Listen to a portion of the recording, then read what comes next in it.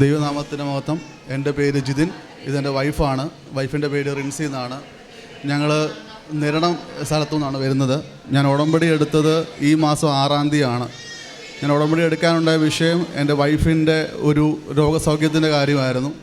അങ്ങനെ എൻ്റെ വൈഫിൻ്റെ ആ രോഗസൗഖ്യം കിട്ടി. അതിൻ്റെ സാക്ഷ്യം പറയാൻ വേണ്ടിയാണ് ഞാൻ ഇവിടെ നിൽക്കുന്നത്. കഴിഞ്ഞൊരു 10 മാസം മുന്നേ എൻ്റെ വൈഫിൻ്റെ റൈറ്റ് ബ്രസ്റ്റിൻ്റെ അവിടെ ചെറിയ തടുപ്പ് പോലെ കാണപ്പെട്ടു. ആ സമയത്ത് എൻ്റെ വൈഫ് ക്യാരിങ് ആയിരുന്നു. അപ്പോൾ അതിനായിട്ടുള്ള ട്രീറ്റ്മെൻറ്റുകളൊന്നും എടുക്കാൻ പറ്റിയില്ല. അപ്പം ഡെലിവറി കഴിഞ്ഞിട്ട് ചെയ്യാമെന്നുള്ള ഇതിലിരുന്നു. പക്ഷേ ഡെലിവറിയുടെ ലാസ്റ്റ് സ്റ്റേജൊക്കെ ആയപ്പോഴത്തേന് അതിൽ സൈസ് ചെറുതായിട്ടൊരു മാറ്റം വന്നു. ആ മുഴ ചെറുതായിട്ട് വലുതായി. അങ്ങനെ ഈ മാർച്ച് 6-ാം തീയതി ഡെലിവറി കഴിഞ്ഞു. ദൈവം നമ്മളെ ഞങ്ങൾക്കൊരു പെൺകുഞ്ഞിനെ തന്ന് അനുഗ്രഹിച്ചു.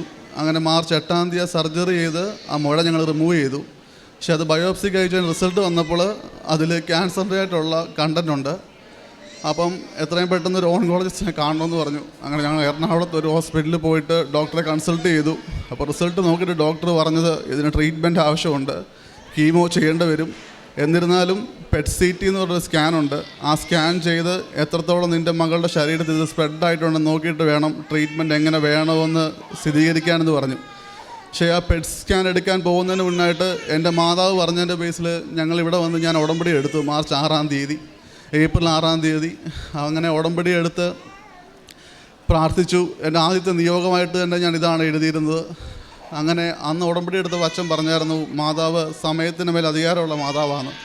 അപ്പോൾ ഞാൻ എൻ്റെ വിഷയം പ്രത്യേകമായി വെച്ച് പ്രാർത്ഥിച്ചു. അങ്ങനെ ഉടമ്പടി എടുത്ത് അന്ന് എനിക്ക് അച്ഛനെ കാണാൻ സാധിച്ചില്ല.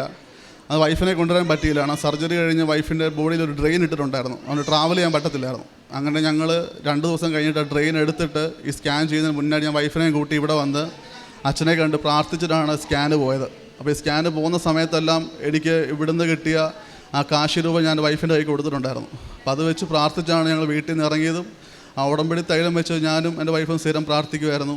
ഞാൻ തൈലവും ഉപ്പും എല്ലാം എൻ്റെ വൈഫിന് കൊടുക്കുമായിരുന്നു. ഞാൻ വിശ്വാസ പ്രമാണം ചൊല്ലി കൊടുക്കുമായിരുന്നു. അതൊക്കെ ഞങ്ങൾ ശരിയായ രീതിയിൽ യൂസ് ചെയ്യുമായിരുന്നു.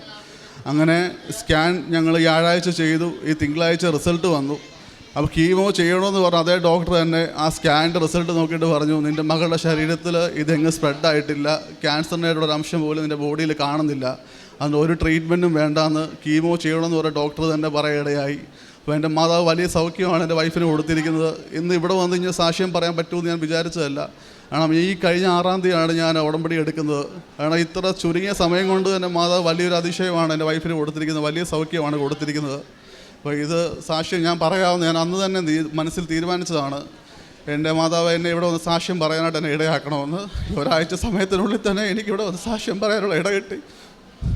പരിശുദ്ധ അമ്മയുടെ മധ്യസ്ഥയിലേറെ പ്രത്യേകിച്ച് ഒരാഴ്ച കാലഘട്ടം പോലും ഈ ഉടമ്പടിയിൽ ആയിട്ടില്ല എന്നുള്ളതാണ്. അപ്പം നിയോഗം വെക്കുമ്പോൾ ഈ ക്ലാസ് കേട്ടിപ്പോൾ ബഹുമാനപ്പെട്ട അച്ഛൻ എപ്പോഴും ഓർമ്മപ്പെടുത്താറത് പോലെ, അല്ലെങ്കിൽ പല സാക്ഷ്യങ്ങളിൽ നിന്ന് നമുക്ക് അനുഭവത്തിയാവുന്നത് പോലെ, ഉടമ്പടിയുടെ പ്രാർത്ഥന സമയ ചുരുക്കത്തിൻ്റെ പ്രാർത്ഥനയാണ്. അപ്പം കാനായിലെ കല്യാണ വിരുന്നിൽ പരിശുദ്ധ അമ്മ ഉണ്ടായ പെട്ടെന്നൊരു എമർജൻസിയെ മാതാവ് പെട്ടെന്ന് അതിനൊരു പരിഹാരം കണ്ടെത്തുന്ന, അല്ലെങ്കിൽ ഒരു വേഗത ഈ പ്രാർത്ഥനയ്ക്കുണ്ട്. ആ ഒരു ബോധ്യത്തിലാണ് ഇന്ന് ജീവിത പങ്കാളിയുമായിട്ട് ഇവിടെ വന്ന് സാക്ഷ്യപ്പെടുത്തുന്നത്. അതിന് 2 ഭാഗങ്ങൾ. ഒന്ന്, ഇവിടെ വന്ന് ഉടമ്പടി എടുത്തിട്ട് വളരെ ചുരുങ്ങിയ ദിവസങ്ങളോ അല്ലെങ്കിൽ മണിക്കൂറുകൾക്കപ്പുറം ലഭിച്ചൊരു അനുഭവമാണ്. അതിലാദ്യം പറഞ്ഞ ഡോക്ടർ തന്നെയാണ് പിന്നീട് ഇങ്ങനൊരു കാര്യത്തിൻ്റെ ആവശ്യമില്ല എന്നുള്ളത് ഒരു വലിയൊരു ദൈവിക ഇടപെടലായിട്ട് തന്നെ ഈ കുടുംബം കാണുന്നതാണ്. അതിന് ഈ അൾത്താരയിൽ വന്ന് ബഹുമാനപ്പെട്ട അച്ഛനെ കണ്ടതും പരിശുദ്ധ അമ്മയുടെ സാന്നിധ്യം വരുവാനായിട്ടൊരു കാരണമായി എന്ന് പറയുന്നുണ്ട്. അപ്പം ഈ ഉടമ്പടി എന്ന പ്രാർത്ഥനയിൽ ഒരുപാട് പേര് ഇതുപോലെ ഏറ്റവും പ്രധാനപ്പെട്ട ഈ ഒരു നിയോഗത്തിനാണ് വന്നത് എന്നാണ് പറഞ്ഞത്. അപ്പം പരിശുദ്ധ അമ്മ ഇങ്ങനൊരു ഇടപെടലിലൂടെ ഒരു കുടുംബത്തിലേക്ക് വിശ്വാസത്തിൻ്റെ ആദ്യത്തെ ഒരു അനുഭവം നൽകിയിട്ടുണ്ട്. ഇനി ഉടമ്പടി ജീവിതത്തിൽ മുന്നോട്ട് പോകുമ്പോൾ ഇനിയും കൂടുതൽ ദൈവം കൂടെ ഉണ്ടെന്ന് ഇനിയും വ്യക്തമായിട്ടും പ്രകടമായിട്ടും അനുഭവിക്കുവാനായിട്ട് ഉടമ്പടിയിലെ എല്ലാ കാര്യങ്ങളും ഈ കുടുംബത്തെ സഹായിക്കട്ടെ എന്ന് പ്രാർത്ഥിക്കുന്നു. പരിശുദ്ധ അമ്മ വഴി നൽകിയ എല്ലാ അനുഭവങ്ങൾക്കും നമുക്ക് കരങ്ങളടിച്ച് ദൈവത്തിൻ്റെ നാമം മഹത്വപ്പെടുത്താം. അത്യപൂർവ ദൈവാനുഭവങ്ങൾ ഇനി നിങ്ങൾക്കും സ്വന്തം. ഈ യൂട്യൂബ് ചാനൽ ഇതുവരെ സബ്സ്ക്രൈബ് ചെയ്തിട്ടില്ലെങ്കിൽ ഇപ്പോൾ തന്നെ സബ്സ്ക്രൈബ് ചെയ്യുക. ഈ വീഡിയോ ഇപ്പോൾ തന്നെ നിങ്ങളുടെ സുഹൃത്തുക്കൾക്ക് ഷെയർ ചെയ്തുകൊണ്ട് കർത്താവിൻ്റെ പ്രേക്ഷിതരാകുക.